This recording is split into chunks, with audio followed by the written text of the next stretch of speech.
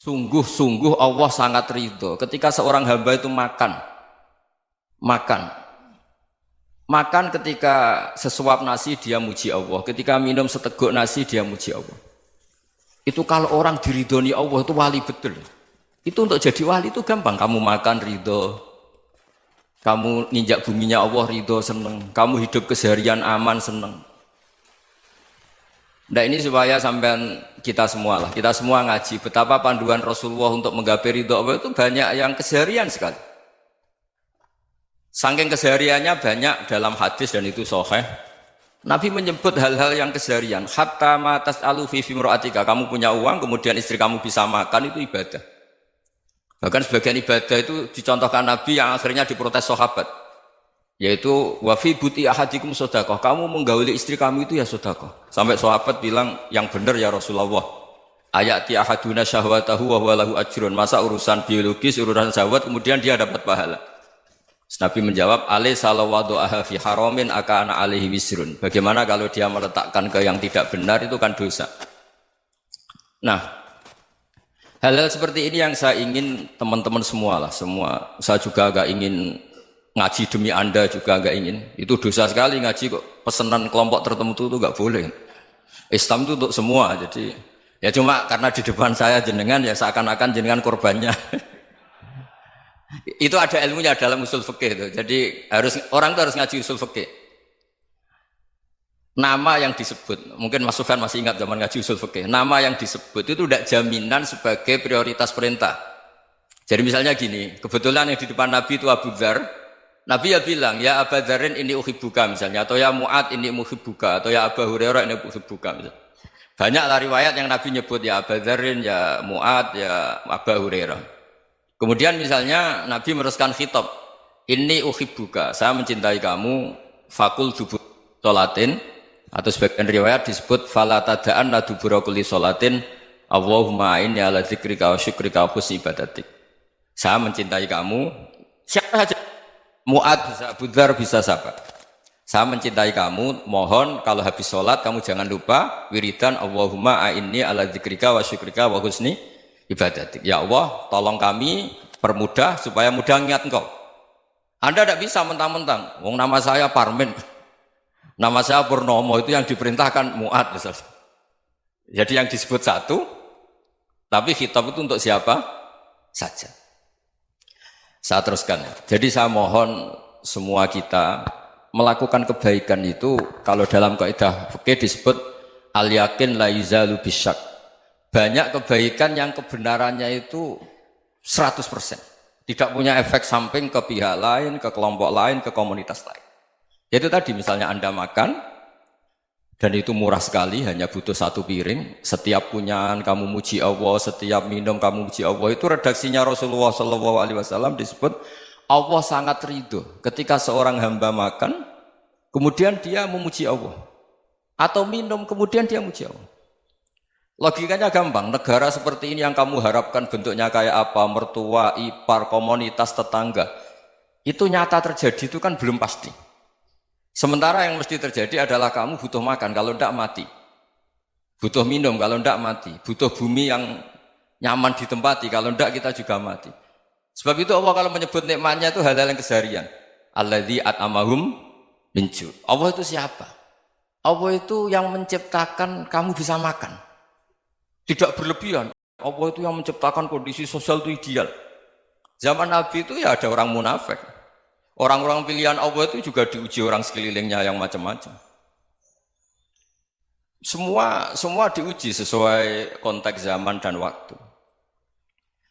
Nah, tapi ada ibadah-ibadah yang selalu disarankan Nabi. Sampai Nabi itu pernah ditanya, ayul islami khairun ya Rasulullah, Islam terbaik itu gimana?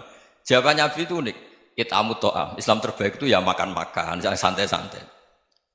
Ketika Allah menyebut beberapa kebaikan, falak tahamal aqobah wa ma adrokan Allah mal aqobah. Terusannya apa? Fakku rokobah. Terusannya apa? Au it'amun fi yaumin di masubah. Ya, itu acara makan-makan itu juga Islam. Kenapa? Ya bayangkan kalau tidak ada makanan, kita mati kan?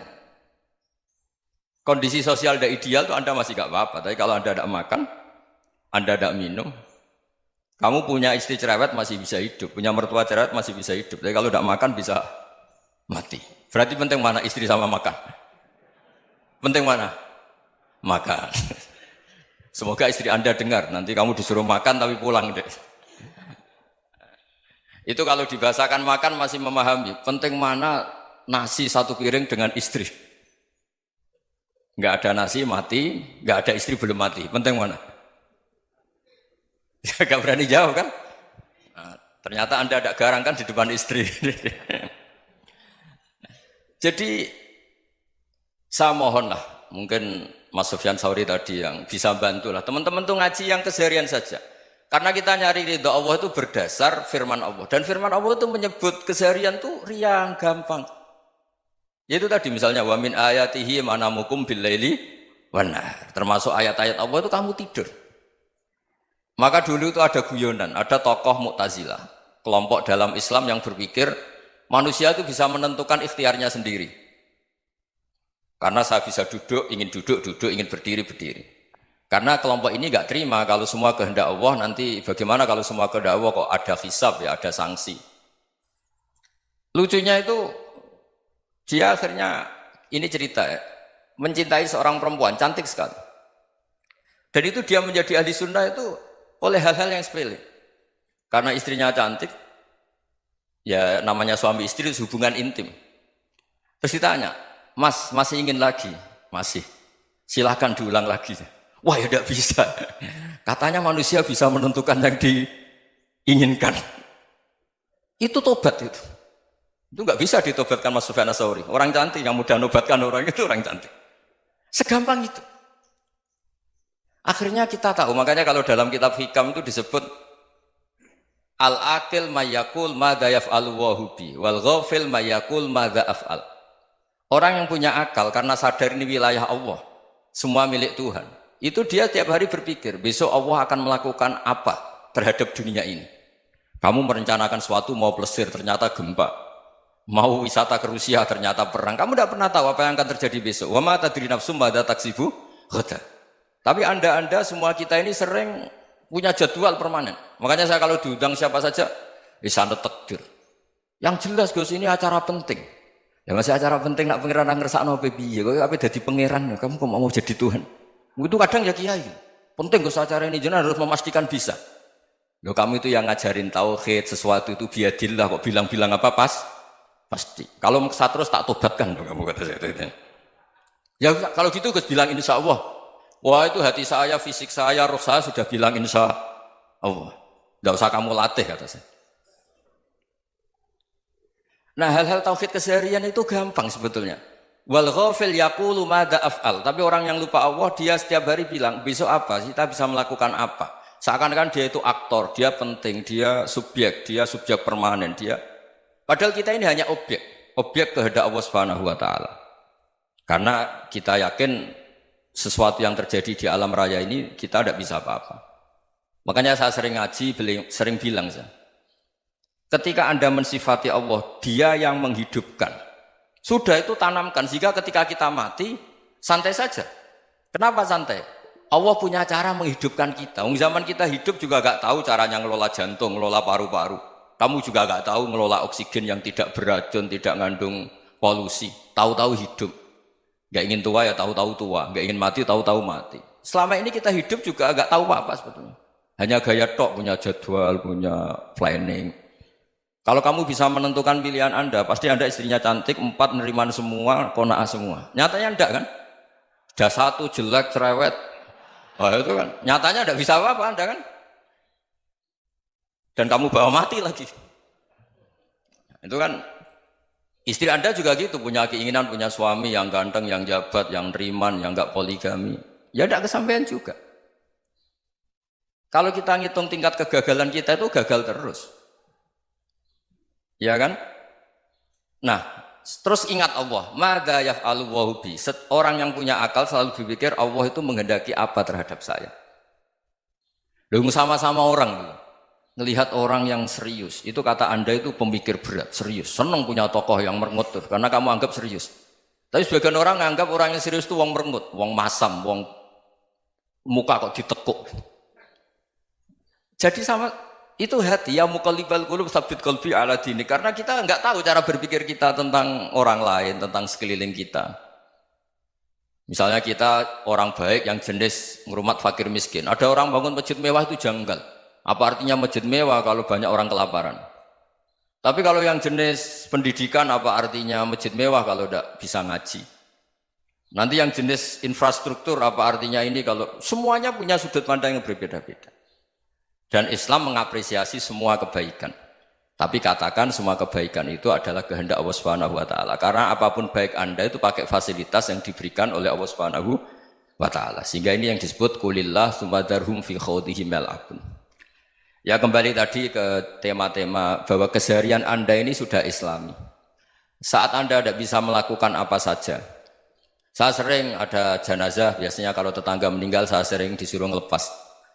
Saya bilang orang ini baik karena sering ngelamun di rumah, sering nganggur di rumah. Ditanya sama anaknya, kenapa Gus nganggur baik? Ya kalau dia nganggur artinya juga agak berbuat sesuatu yang maksiat kan? Ya kan? Orang nganggur di rumahnya ya tidak bunuh orang, tidak maling, tidak korupsi, ya namanya nganggur di rumah. Lah cuma istri cara pandang nganggur gak menghasilkan uang itu. Tapi juga gak menghasilkan kriminal kan? Jadi sebenarnya Islam itu cara, makanya kalau sampai ngaji usul fikih itu ada kitab usul fikih, namanya Lubul Usul, itu terkenal sekali di pesantren itu. Itu kalau ngapresiasi keseharian itu luar biasa. Izma min mubahin illa wa yatahaqqaqu bihi tarku haramimma. Karena keseharian yang mubah saat Anda lakukan itu ada kehebatan yang luar biasa, yaitu meninggalkan haram. Makanya dulu banyak orang-orang alim ketemu temannya itu guyon sampai semalaman. Itu biasanya yang semangat Islam itu kiai kok tidak tahajud, kiai kok tidak witir. Orang yang sedang mapan uangnya banyak, malam itu tidak kelayaban itu sudah luar biasa. Melawan nafsu supaya tidak maksiat itu sudah luar biasa. Supaya lupa guyon sama temannya semalaman sampai subuh. Gejlok-gejlokan ngenang zaman miskin, zaman kuliah nggak jelas, zaman apa. Melihatnya jangan takut tahajud. Seperti ini meninggalkan tahajud, tapi meninggalnya ini talqul muharramat. Jadi kayak apa hebatnya? Sehingga Imam Ghazali punya riwayat yang agak unik. Hatta takuna ibadatu akhiri hadil ummah iku an-naum. Sehingga suatu saat ibadah terbaik umat ini itu tidur. Itu kan riwayat kontroversi. Ketika Imam Ghazali tanya, kenapa iya? Kenapa kamu mulai keluar dari rumah itu sudah banyak maksiat? Melihat perempuan yang enggak mahram, melihat fenomena.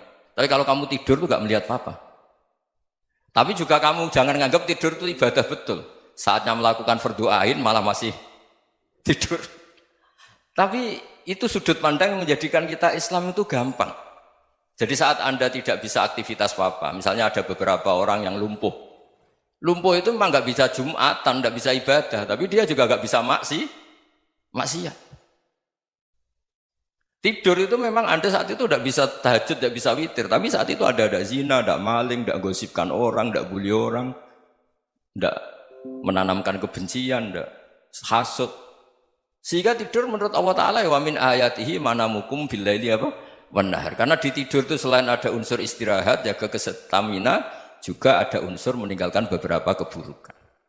Nah saya mohon ibadah yang keseharian ini kita jaga. Supaya kita semua baca ayat itu fasih. Fasih itu tertanam di hati. Allah itu siapa? Alladzi at'amahum min ju'i wa amanahum min khauf. Dan Allah kalau cerita di Quran itu anna subabnal ma'a subba thumma syaqaqnal ardhan wa syaqqa fa ambatna fiha habba wa inaba wa qadba wa zaituna wa nakhla wa hadaika hulba. Kamu tahu saya ini siapa kata Allah? Saya ini adalah Tuhan yang menurunkan air, kemudian ada tanaman banyak. Habba wa inaba wa qadba, ada zaitun, ada tin, kalau orang Jawa mungkin ada tela, ada padi, ada mangga, ada pisang. Sudah. Wa inaba wa zaituna wa nakhla wa hadaika hulba. Ada perkebunan yang lebat. Tujuannya apa? Mata Allahkum, silahkan kamu pakai, kamu nikmati. Tapi karena kadang kita ini punya ide-ide besar.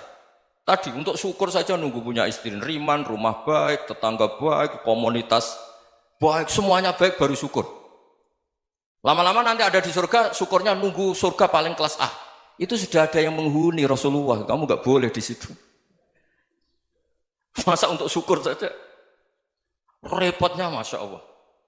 Jadi mohonlah Quran yang kalau Anda hafalkan juz sama itu kan ada ayat-ayat yang kayak tadi. Ya, fal yang dzuril insanu ila ta'ami. Coba lihat. Apa yang kamu makan ya? Dari mana? Dan untuk mempertahankan hidup kamu keseharian. Jadi jangan kira ibadah itu harus membentuk komunitas yang versi Anda. Ibadah itu harus yang hal yang mulu-mulu. Kesehariannya Anda alami. Loh ini saya tidak bikin-bikin. Saya ngaji bukan karena berdasar pesanan. Itu ayat yang saya baca kan betul ada ayatnya kan. Fal yang dzuril insanu ila tu'ami anna soba penal ma'a soba thumma syaqaqnal ardo syaqqa fa ambasna fiha habba wa inaba wa qadba wa zaituna wa nakhla wa hadaika ghulba. Terusannya apa? Mata'al lakum, silakan kamu nikmati. Mata itu silakan kamu nikmati. Ya kayak sampean dikasih hidangan ya makan. Ya sudah makan, habis makan ya minum, habis itu ngantuk ya tidur. Ya sudah normal-normal saja. Kayak apa indahnya Islam? Tapi Anda mencari Islam yang gimana lagi? Nah itu yang diajarkan guru-guru kita, diajarkan sanad kita sampai Wali Songo, sampai Rasulullah SAW. Bahwa pada akhirnya ada jihad, ada perang. Itu dulu memang perang, bukan membunuh. Beda. Dulu kita dijajah Belanda ya perang, dan itu normal karena kita dijajah. Jadi ketika orang lain ingin baik sama kita, wa in ahadum minal musyrikin astajaroka ya fa'jirhu hatta yasma'a kalam Allah. Kalau